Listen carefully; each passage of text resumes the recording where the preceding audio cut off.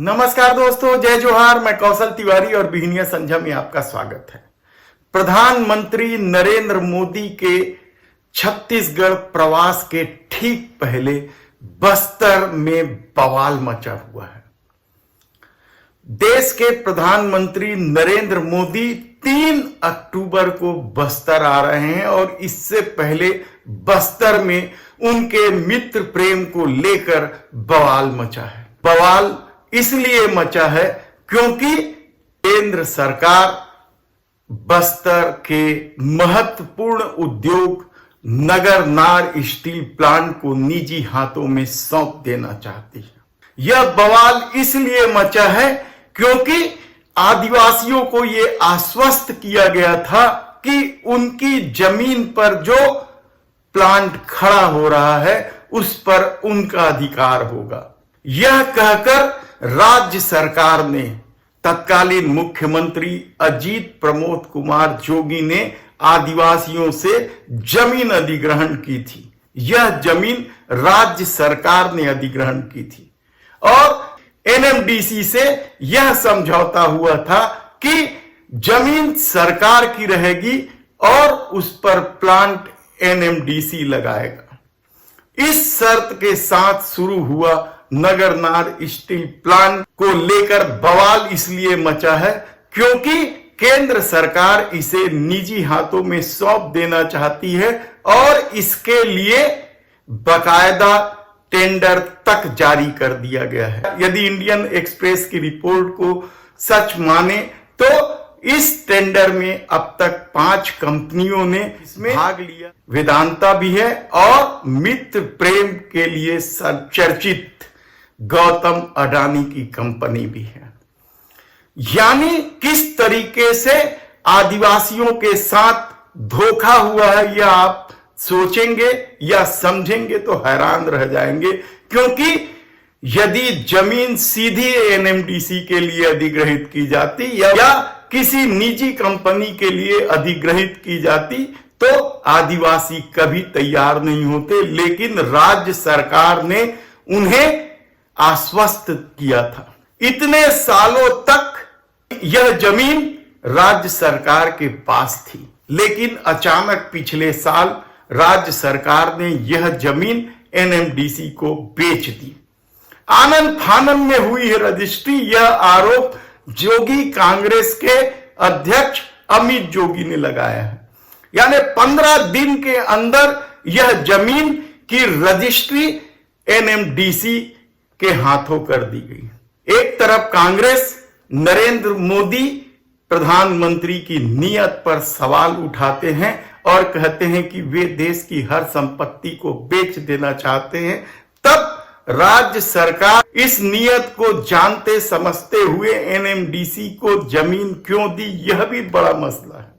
हालांकि राज्य सरकार ने जब केंद्र सरकार की मंशा को जाना तो उन्होंने बकायदा विधानसभा में यह संकल्प भी पारित किया कि यदि निजी हाथों में सौंपना है तो छत्तीसगढ़ राज्य को दे दिया जाए। छत्तीसगढ़ राज्य यह स्टील प्लांट चलाने के लिए सक्षम है, लेकिन अब मुख्यमंत्री भूपेश बघेल का आरोप है कि केंद्र सरकार ने ऐसी शर्तें तय की जिससे राज्य सरकार की पार्टिसिपेट ही ना कर सके, भाग ही ना ले सके इस पूरी प्रक्रिया में। और यह कंपनी अब क्या अडानी को सौंप दी जाएगी। अडानी यानी मित्र प्रेम, मित्र प्रेम यानी गुजरात लॉबी।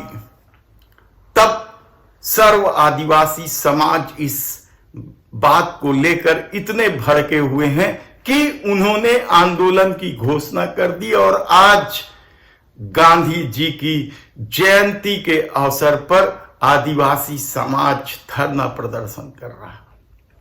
लेकिन मामला सिर्फ इतना ही नहीं है, मामला इससे भी आगे बढ़ गया है, क्योंकि अब इस मामले को लेकर कांग्रेस भी सड़क की लड़ाई लड़ने को तैयार है और कांग्रेस के प्रदेश अध्यक्ष दीपक बैज, जो बस्तर से ही आते हैं, ने 3 अक्टूबर को ही बस्तर बंद का ऐलान कर दिया है। बेचना बस्तर की भावनाओं के खिलाफ है। मित्रों को फायदा पहुंचाने मोदी सरकार बस्तर के लोगों को धोखा दे रही है। साथ ही नगरनार इस्पात संयंत्र बेचने के विरोध में 3 अक्टूबर को पूरे बस्तर बंद किया जाएगा, क्योंकि आप देख रहे हैं लगातार बस्तर की भावनाओं के साथ मोदी सरकार खिलवाड़ कर रही है। बस्तर की जनता ने सपना देखा था कि विरोध के बाद भी, किसी उद्योग के विरोध के बाद भी बस्तर की जनता ने सहमति दिया नगरनार स्टील प्लांट लगाने को लेकर। 3 अक्टूबर को बस्तर बंद, यानी इसी दिन देश के प्रधानमंत्री नरेंद्र मोदी आ रहे हैं। सवाल इस मामले को लेकर कई सारे हैं, संदेह कई सारे हैं, लेकिन सबसे बड़ा सवाल तो यही है कि क्या इस देश की सब संपत्तियों को निजी हाथों में सौंप दिया जाएगा? क्या बचेगा इस देश के पास? ये सबसे बड़ा सवाल इसलिए उठ रहा है क्योंकि मोदी सरकार लगातार इस देश के संसाधनों को निजी हाथों में बेच रही है। और दूसरा सवाल यह है कि क्या केंद्र में सत्ता बदलने के बाद जो निजीकरण का खेल हुआ है उस पर रोक लगेगी, या पूर्व प्रधानमंत्री स्वर्गीय इंदिरा गांधी की तर्ज पर सरकारीकरण का भी नियम बनेगा?